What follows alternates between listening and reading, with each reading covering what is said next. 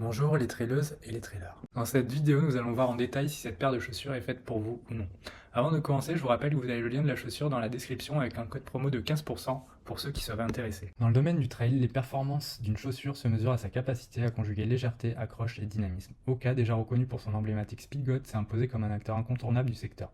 La marque Hoka propose aujourd'hui une gamme très complète allant des ultra amortis bondis aux explosives tectoniques. Avec la Zinal 2, Hoka s'attaque de nouveau au format court où la précision et la relance sont clés. Alors, simple évolution d'un modèle à succès ou réelle refonte technique, ce test terrain vous livre un retour objectif et détaillé basé sur des sorties engagées en conditions variées. La Hoka Zinal 2 s'adresse clairement à un public de coureurs avertis, ceux qui recherchent une chaussure de trail à la fois dynamique, légère et précise pour performer sur des distances courtes à intermédiaires. Si vous êtes adepte de compétition autour de 20 à 40 km, avec un goût prononcé pour les sentiers roulants ou légèrement techniques, ce modèle est susceptible de répondre à vos attentes. Type de foulée. Conçue pour les foulées universelles, voire légèrement supinatrices, la Zinal 2 privilégie une attaque médio-pied en accord avec son profil bas et son drop contenu de 5 mm. Ce faible différentiel favorise la proprioception et incite à un déroulé fluide, naturel. C'est une caractéristique que j'ai personnellement beaucoup appréciée lors de mes sorties sur les pentes rapides et forestières de la Maurienne. On a l'impression de lire le terrain sous ses pieds sans pour autant sacrifier l'amorti. Distance. Côté distance, je recommanderais cette Zinal 2 pour des formats de 15 à 40 km, voire un peu plus pour les coureurs légers, techniques ou expérimentés. En dessous de 15 km, vous n'exploiterez pas totalement les qualités de cette chaussure pour trail court. Au-delà de 50, son confort devient un peu limite, surtout sur terrain cassant. Surface. En termes de surface, cette version 2 gagne en polyvalence par rapport à la première mouture.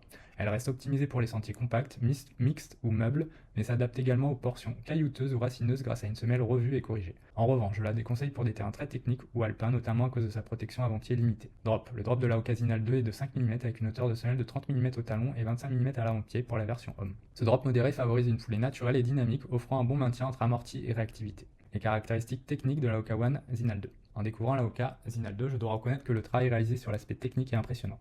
Chaque élément a été repensé non pas pour faire joli, mais pour renforcer la performance sur les trails courts à moyen, sans renier l'ADN dynamique et fluide du modèle initial.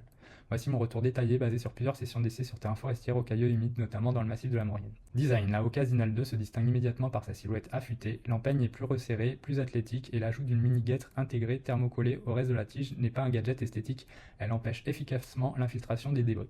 Ce collier de cheville que l'on trouve chez Salomon, S la Pulsar, apporte un vrai gain de confort à condition que le chaussant vous convienne. Personnellement, j'ai trouvé le fit un peu ample à l'avant, ce qui m'a poussé à descendre d'une demi-pointure. Matériaux et durabilité. La tige est fabriquée à partir d'un mesh en polyester serré bien plus résistant que celui de la V1. Ce textile renforcé par des bandelettes de TPU thermocollées protège efficacement contre l'abrasion légère et les éclaboussures. La languette est intégrée à la tige, chaussant unibody, ce qui supprime les points de friction. Ce choix technique m'a semblé pertinent, surtout lors de longues descentes rapides où le pied reste parfaitement calé.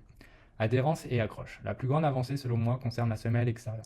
On retrouve ici un Vibram Megagrim Light Base couplé à la technologie Traction Lug, une version améliorée avec des micro-dentelures qui renforcent l'adhérence sur terrain gras. Les crampons passent de 4 à 5 mm et couvrent désormais toute la surface de la semelle. Dans la boue et les sous-bois humides, la différence avec la version précédente est flagrante. La traction est bien meilleure, le freinage en descente plus efficace, même à haute vitesse. Confort et maintien. L'accueil du pied est particulièrement agréable, le chausson est large à l'avant, le mesh est souple et le chausson épouse bien le médio-pied.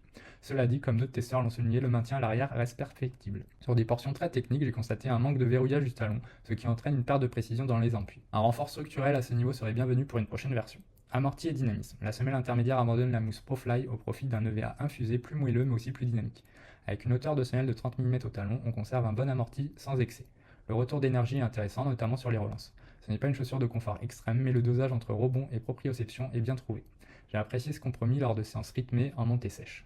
Stabilité et sécurité. La base élargie de la semelle offre une stabilité satisfaisante sur terrain roulant ou légèrement technique. En revanche, sur des appuis fuyants ou en dévers caillouteux, la mollesse de la mousse EVA peut générer un flottement latéral. Le point que j'ai expérimenté sur des traversées de pierriers en montagne pourra gêner les coureurs qui ont besoin d'un maintien rigide. Légèreté et performance. Annoncé à 200 grammes en pointure 42, j'ai personnellement mesuré 204 grammes sur la balance. C'est l'un des meilleurs poids de sa catégorie, surtout pour une chaussure intégrant une semelle Vibram. À titre de comparaison, la Salomon S la Pulsar 2 SG descend à 190 grammes, mais au prix d'un confort et d'une stabilité moindre.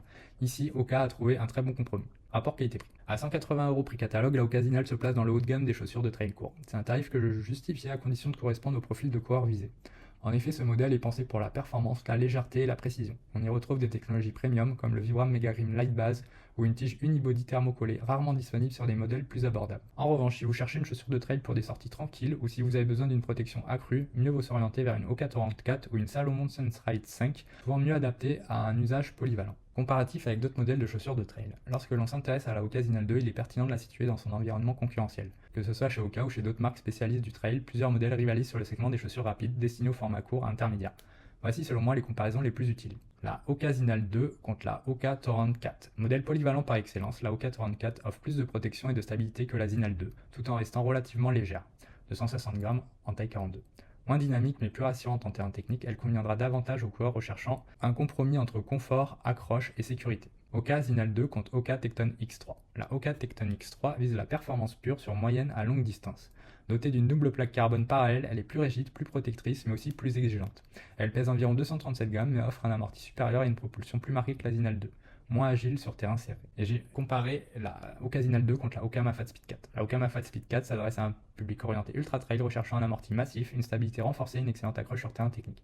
Avec ses 286 grammes, sa semelle Vibram Mega Grip de 5 mm et son steak élevé, elle est plus protectrice et plus rassurante que la Zinal 2. En revanche, elle est nettement moins agile, plus lourde et moins dynamique. Je la recommande pour les longues distances et les terrains alpins, là où la Zinal 2 s'essouffle. Et maintenant, on va la comparer à des modèles concurrents. Donc la Hoka Zinal 2 contre la Salomon S-Lab Pulsar 2SG. Avec ses 187 grammes et sa construction ultra minimaliste, la S-Lab Pulsar 2SG est la plus radicale. Plus légère et plus dynamique que la Zinal 2, elle exige en revanche une excellente proprioception. Moins stable, moins protectrice, mais imbattable en compétition sur terrain sec et rapide. Moins tolérante que la Zinal 2. Maintenant, j'ai comparé la Hoka Zinal 2 à la North Face Vective Sky 2. La North Face Vective Sky 2 est une concurrente directe conçue pour les trails explosifs. Dotée d'une plaque P-Bax, elle offre une propulsion très marquée, elle est plus rigide et technique et demande un pied solide. Par rapport à la Zinal 2, elle est plus protectrice mais aussi plus lourde, environ 226 grammes, et moins accessible. Et enfin, on l'a comparée à la Adidas Terrex Agravix Speed Ultra. Modèle récent, ultra dynamique, l'Adidas Terrex Agravix Speed Ultra intègre une plaque Energy Road et un retour d'énergie impressionnant. Par rapport à la Zinal 2, elle est plus performante sur terrain roulant et compact, mais son adhérence en conditions humides est légèrement inférieure. Plus rigide, plus performante, mais moins polyvalente. Mon verdict au final, la Hoka Zinal 2 s'impose comme une référence pour les trails courts à intermédiaires, en particulier si vous privilégiez la légèreté, la précision et le dynamisme. Avec ses 200 grammes, sa semelle Vibram Mega Grip de 5 mm et son mèche robuste, elle offre un excellent compromis entre performance pure et confort. J'ai particulièrement apprécié sa relance en terrain roulant ainsi que sa polyvalence sur sentier mixte. En revanche, son maintien arrière perfectible et sa protection limitée le rendent moins adapté au terrain très technique ou aux longues distances.